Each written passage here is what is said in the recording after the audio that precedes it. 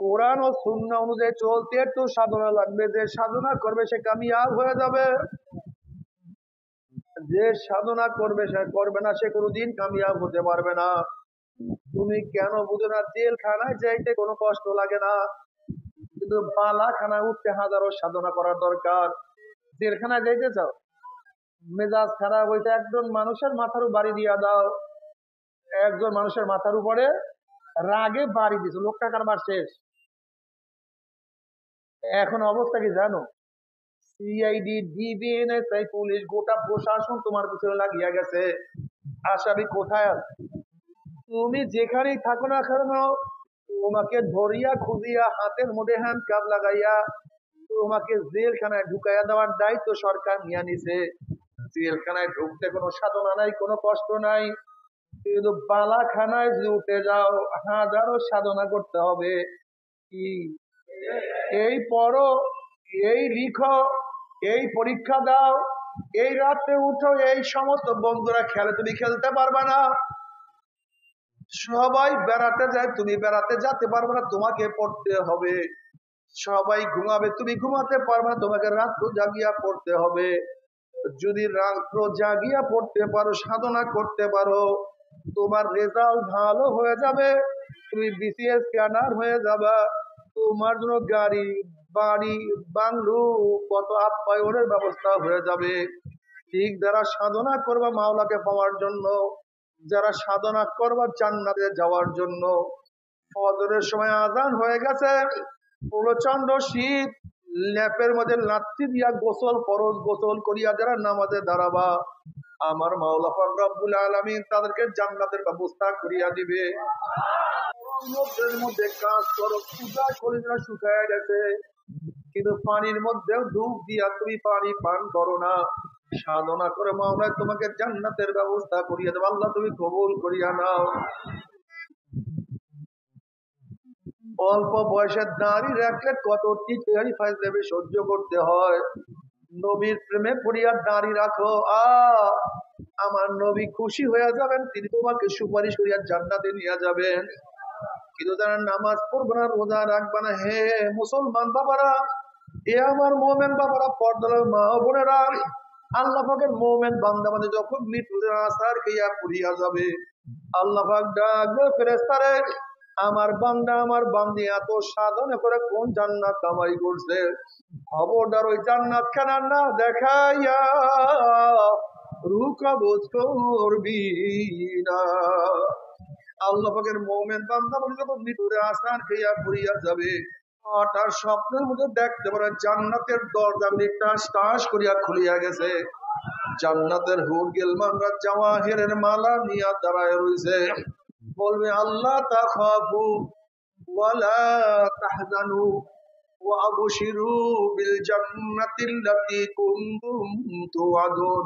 এই আল্লাহ পাকের মুমিন বান্দা আমাদের কোনো ভয় নাই, কোনো টেনশন নাই, কোনো চিন্তা নাই, এত সাধনা করে কোন জান্নাত কামাই করছো, যে দেখো সেই জান্নাত, ওই জান্নাত দেখার সাথে সাথে আল্লাহ পাকের মুমিন বান্দা আমাদের রূহটা আঙ্গুলের মতো জান্নাত থেকে দৌড় মারবে।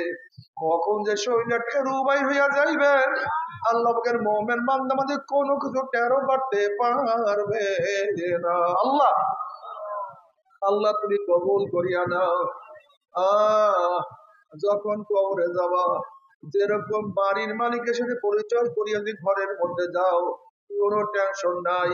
রাত 3টার সময় যে শ্বশুর বাড়ি থেকে নক করো, শ্বশুর বাবা কে, তুমি বলছো আব্বু আমি আপনার জামাই, অমনি শ্বশুর লাভ দিয়ে উঠবে, হে জলদি ওর, মাটি ধরা, ইশারার ব্যবস্থা কর, খাদ্যের ব্যবস্থা কর, আমার জামাই এত রাত্রে কেন আসছে, কোন বিপদে পড়ছে। যেহেতু ঘরের মালিকের সাথে পরিচয় আছে, যত রাত্রি ঘরে ঢুকো কোনো টেনশন নাই, কোনো চিন্তা নাই। কিন্তু ঘরের মালিকের সাথে পরিচয় না থাকে, গভীর রাত্রে যদি নক করো, পরিচয় দিতে না পারলি, চোর আসছে, ডাকাত আসছে, ওকে ধর, ওকে মার, ওকে বান, যেহেতু ঘরের মালিকের সাথে কোনো পরিচয় নাই। যদি কবরের মালিকের সাথে পরিচয় করিয়া কবরে যাইতেই পারো, কবরের মালিক বলবে ফেরেশতারে আমার বন্ধু আসছে, আমার দোস্ত আসছে, আমার অলি আসছে,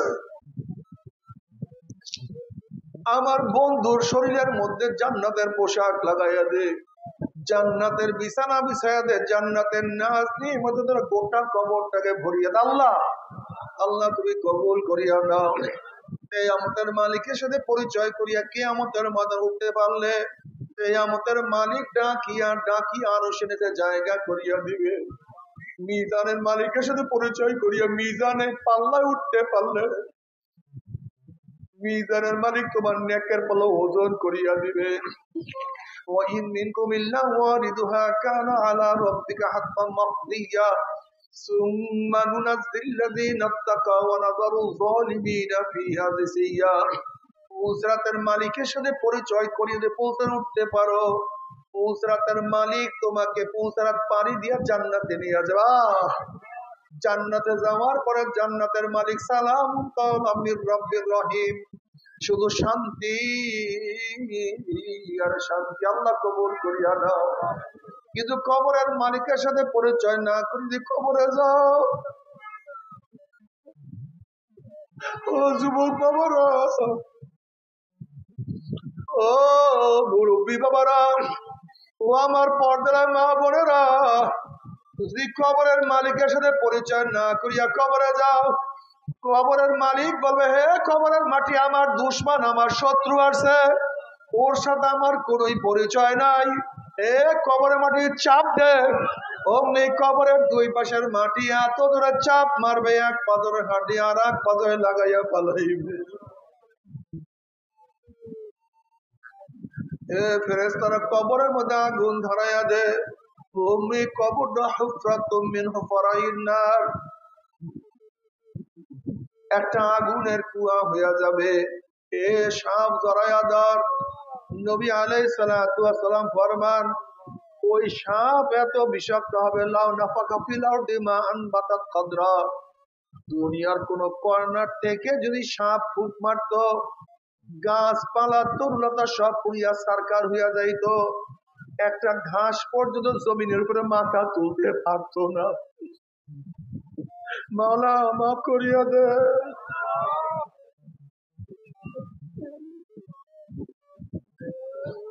আল্লাহ সবাইকে ক্ষমা করিয়া দে,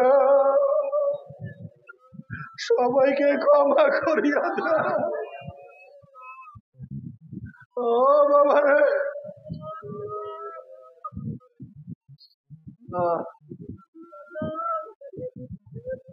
বাবার আযাবুল কবরে হাক্কুন, কবরে আযাব সত্য, কোনো সন্দেহ নাই।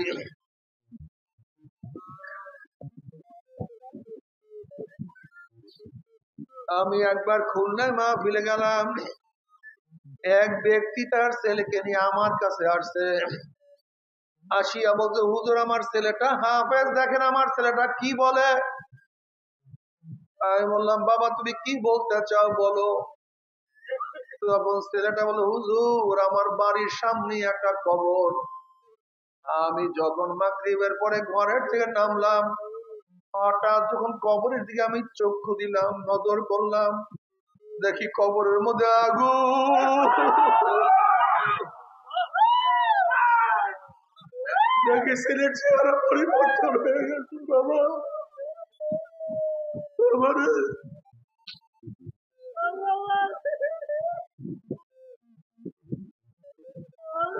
বুখারীর মধ্যে রওয়ায়াত আছে, আসমা বিন আবু বকর রাদিয়াল্লাহু আনহুমা রওয়ায়াত করেন,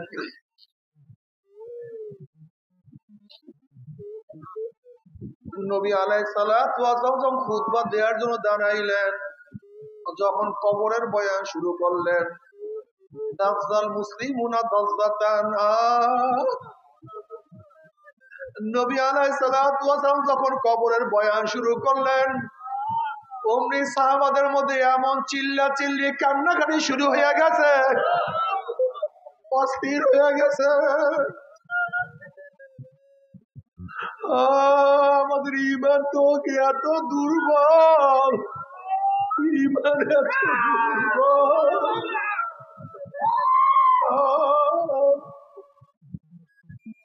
ও যুবক,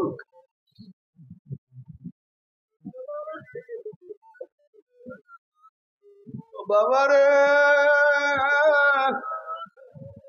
ও আমার মা বোনেরা, আমার মাওলাকে রাজি খুশি না করিয়া কেউ মাওলার কবরে যাইও না।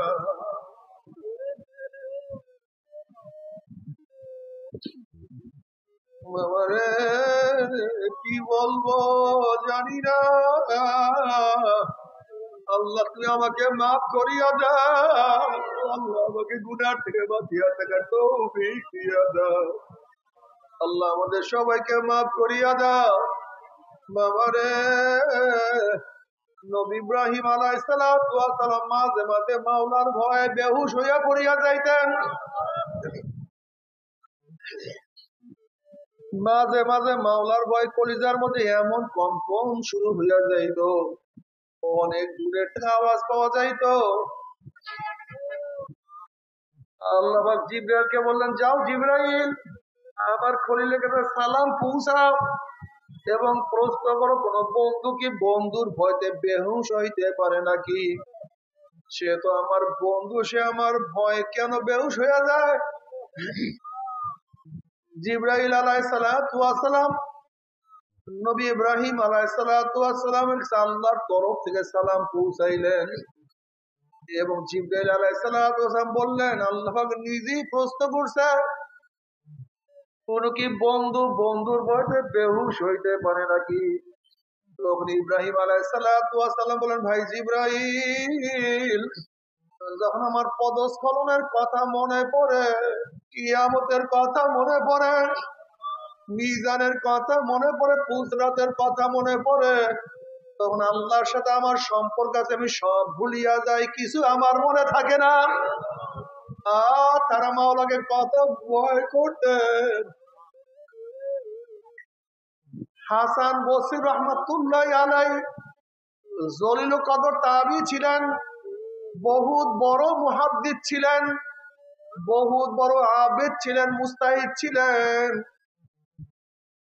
আমাদের তরিকার সমস্ত নিসবত যার পর্যন্ত গিয়া পৌঁছে, এই হাসান বসরি রহমাতুল্লাহ আলাইহি, যাকে উমর ইবনে খাত্তাব রাদিয়াল্লাহু তাআলা তাহদিক করাইছেন, আসমা রাদিয়াল্লাহু আনহার ঘরের মধ্যে যে লালিত পালিত হইছে, এত উঁচা দরজার, এত উঁচা দরজার বুজুর্গ, এত উঁচা দরজার তাবি, এত উঁচা দরজার মুহাদ্দিস, এত উঁচা দরজার আবেদ, এই হাসান বসরি রহমাতুল্লাহ আলাইহি একদিন আফসোস করার বলে, নবী আলাইহিস সালাতু ওয়াস সালাম ফরমাইছেন, জাহান্নাম থেকে এক ব্যক্তিকে 1000 বছর পরে বাড়ি করা হবে। এক ব্যক্তি 1000 বছরের জাহান্নামে জ্বলার পরে সেই ব্যক্তিকে 1000 বছর পরে জাহান্নাম থেকে বাড়ি করা হবে। হাসান বসরি রাহমাতুল্লাহ আলাইহি বলেন, যদি ওই ব্যক্তি আমি হইতাম, আমার খুশ নসিব একদিন না একদিন আমি জাহান্নাম থেকে বের হইতে পারতাম।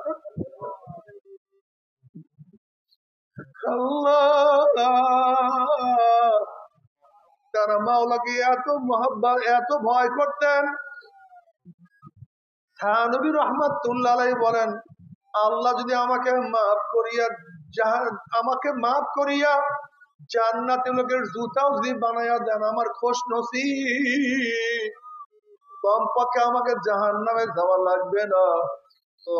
তোমার আমার শায়েখ আব্দুল করিম রহমাতুল্লাহ আলাইহি উনি কাঁদতেন আর বলতেন, বাবা তোমাদের সবার যেই বলবেন দোয়ার প্রয়োজন, আমার একা তার চেয়ে অনেক বেশি দোয়ার প্রয়োজন। উনি বারবার বয়ান করতেন, বাবা আমি সবসময় পৌঁছে এত উপরে আছি। তারা মাওলাকে কি পরিমাণের ভয় করতে, আর তুমি আমি মাওলাকে কোনো ভয় তো করি না। একদিন আব্বাজান রহমাতুল্লাহ বাডেন হসপিটালে, আমি তাকে দেখার জন্য যখন হসপিটালের মধ্যে ঢুকলাম, কেবিনের মধ্যে কেউ নাই। আমি আব্বাজানের কাছে যাওয়ার সাথে সাথে আব্বাজান রহমাতুল্লাহ আমার হাতখানা খপ করে ধরছে, দড়িয়ে বলে, ফয়েজ মাওলা কি আমাকে মাফ করবে? মাওলা কি আমাকে ক্ষমা করবে?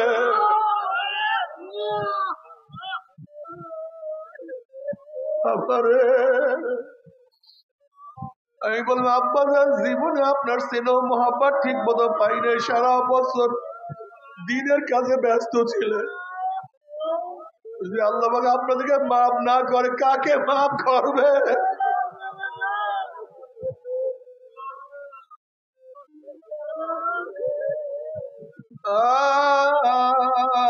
আল্লাহ, আল্লাহ তুই আমাদের সবাইকে মাফ করিয়া দে আল্লাহ। আমার যুবক বাবারা, মুরব্বী বাবারা, আজকের থেকে ওয়াদা করো, মন আমি নামাজ আর কাজা করব না। ওরে মন, আমি মাওলাকে বাদ দিয়ে অন্য কাউকে মানবো না, আমি নবীর সুন্নাহ ছাড়বো না। মনকে বুঝাও। যদি কিয়ামতের মালিকের সাথে পরিচয় করিয়া কিয়ামতে উঠতেই পারো, কিয়ামতের মালিক তোমাকে ডাকিয়া ডাকিয়া আনুশীলতে জায়গা করিয়া দিবে। আর যদি কিয়ামতের মালিকের সাথে পরিচয় না করিয়া কিয়ামতে উঠো, কিয়ামতের মালিক তোমাকে ধাক্কা দিয়া সূর্যের গরমের নিচে ফালাইয়া দিবে।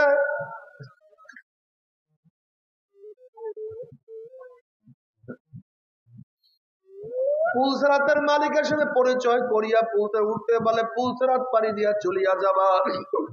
আর পুলসরাতের মালিকের সাথে পরিচয় না করে পুলসরাতে উঠো, ওয়ানাযারু যালিমিনা ফিহা জিসিয়া, অমনি গুম করে জাহান্নামে পড়িয়া যাবা। আল্লাহ মাফ করিয়া দাও।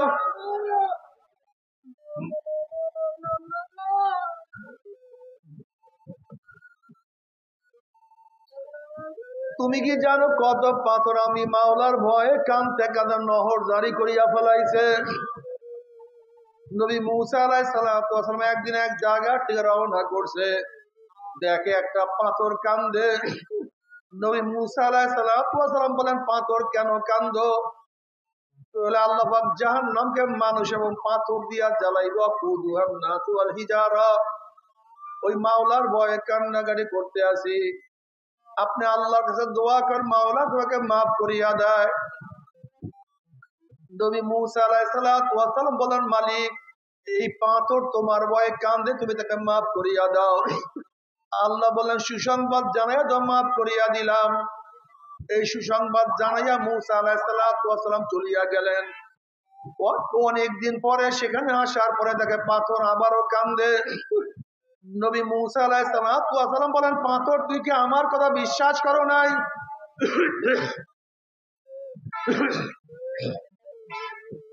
মাওলা তোকে মাফ করিয়া তুই কি বিশ্বাস করো নাই? পাথর বলছে, আমি বিশ্বাস করছি, তাহলে আবারও কেন কান্দো?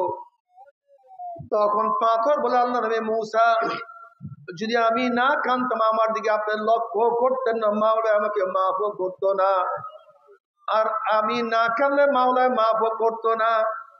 যেই কান্না রুসিলে মাওলা আমাকে মাফ করিয়া দিছে, ওই কান্না আমি আর কোনোদিনও ছাড়বো না। আল্লাহ বাবা, তুমি কেন বিশ্বাস করো না? যারা আল্লাহওয়ালা তারা সবসময় নেকের মধ্যে লিপ্ত, তাদের চোখেই বেশি পানি। আর আমরা এত গুনাহগার, কিন্তু আমাদের চোখে কেন পানি নাই? আল্লাহ আমাদের কপাল পুড়িয়া গেছে, আর কিছু না, আর কিছু না। তবে মুমিন মুসলমান বলতে সবাই মনে চায় গুনার থেকে ফিরিয়া নেক আমল করিয়া মাওলার জান্নাত, কিন্তু সবাইরই যাইতে মনে চায়। গুনাহ নিয়া মাওলার জাহান্নামে কাউরে কিন্তু যাইতে মনে চায় না। কিন্তু কেনই বা আমরা নেক আমল করতে পারি না? কেনই বা গুনার কাম ছাড়তে পারি না? এর মূল কারণ হলো আপনার এবং আমার পিছনে নফস এবং শয়তান লাগিয়া রয়েছে। এই নফস এবং শয়তান থেকে ফেরার জন্য যে কোন একজন হক্কানি আল্লাহর ওলির হাতে হাত দিতে হবে রে বাবা। খবরদার, বর্তমান জমানায় পীর মুরিদের ভেজাল, ব্যবসা, দলাদলি, হিংসা, হাসাদে পরিণত হয়ে গেছে।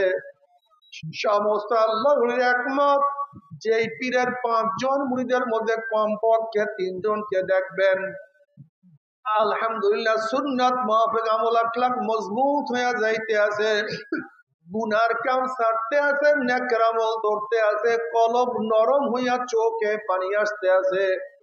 বৃক্ষত নাম কি, ফলে পরিচয়। আমি চরমোনায় বুঝি না, চরমোনার দাওয়াত প্রশংসা প্রচার প্রসার করার জন্য আসি না রে বাবা। চরমোনায় যাওয়ার তোমার কোনো দরকার নাই, কোনো দরকার নাই, কোনো দরকার নাই।